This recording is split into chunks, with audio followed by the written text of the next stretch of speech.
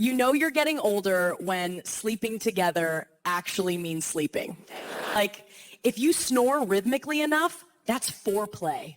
I call it Snore-Play. My boyfriend said, let's spice things up. So I brought in Paprika.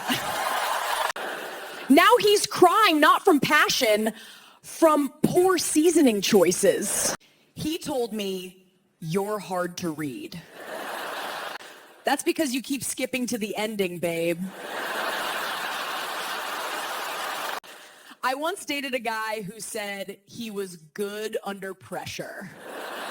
Turns out he meant peer pressure. Now I'm single and he's doing yoga to recover.